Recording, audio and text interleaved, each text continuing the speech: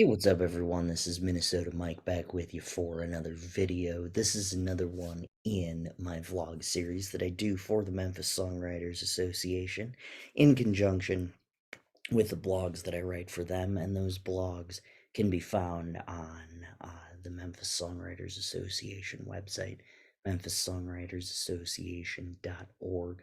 Now, these blogs and vlogs focus on songwriting and what has worked for various artists over the years in, whether they were hits or maybe they weren't hits, but they were just popular. And, we kind of dive into why.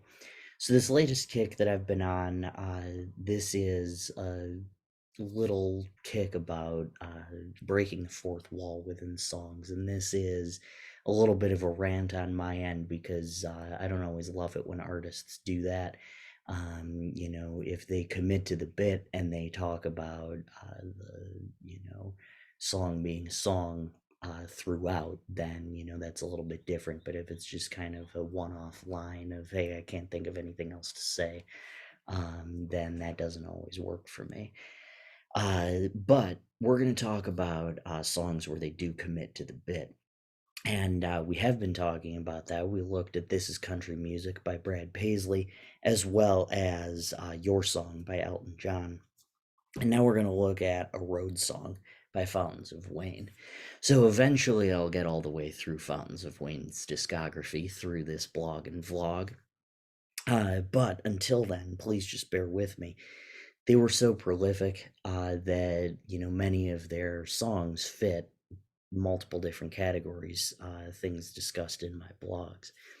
So, A Road Song. This song is about a guy checking in with his girlfriend while touring on the road with his band, and it takes a similar approach as Your Song by Elton John, but instead of it being in gift form, it puts the It's the Least I Can Do theme to the backdrop of touring. So writing her a road song is the exchange for him being out on the road for so long, which is something that he loathes. I've mentioned multiple times how Fountains of Wayne was just really, really good at knowing the moment and doing what's right for a song. So they even recognize that a road song is a cliche within the song, but they also recognize that they're going to use that cliche and they're going to make it entertaining when they do. They do this by switching up the choruses slightly, throwing in the funny "I hate my life right now" type lines, type moments in the verses.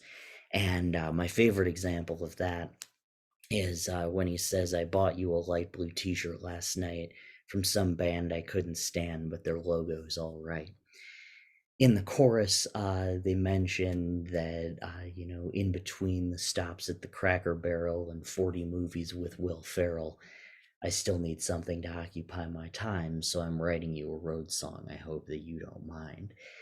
40 movies with Will Ferrell, that's really funny to me. I even used that as an album title, trying to get to somebody who's far away. And then, of course, it stops at the Cracker Barrel. And so things like that. And then in the second chorus, he says, "I know that I'm no Steve Perry."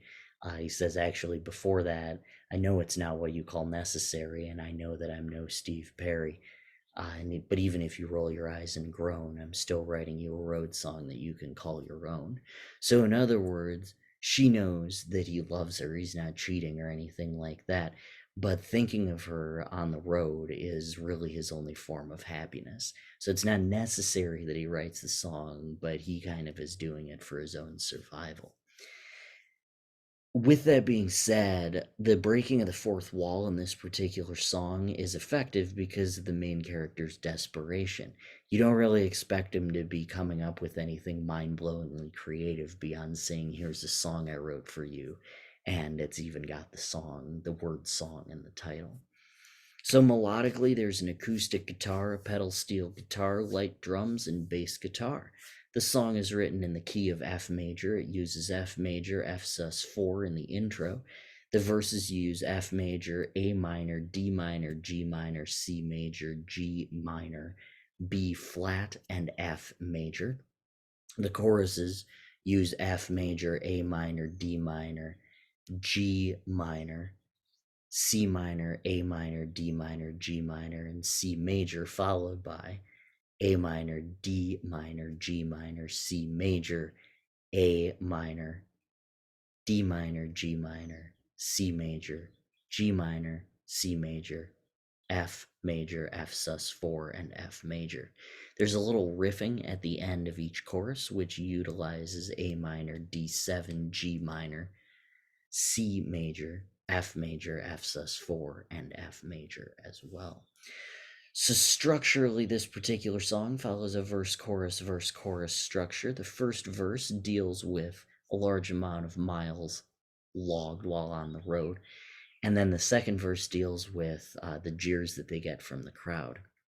The choruses match that, with the first being afraid that she will think it's dumb, and the second thinking that she'll turn into one of the people at the shows who throws bottles up on the stage.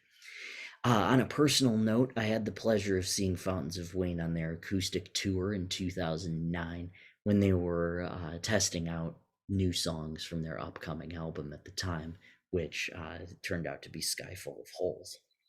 A Road Song was one of the standout tracks, and even though I'm generally not a fan, like I said, of breaking the fourth wall in a song, this one, it does really do a good job, even though it does break the fourth wall, and it breaks the fourth wall in typical Fountains of Wayne self-deprecating fashion. So they still make it a Fountains of Wayne song, even though they're breaking the fourth wall.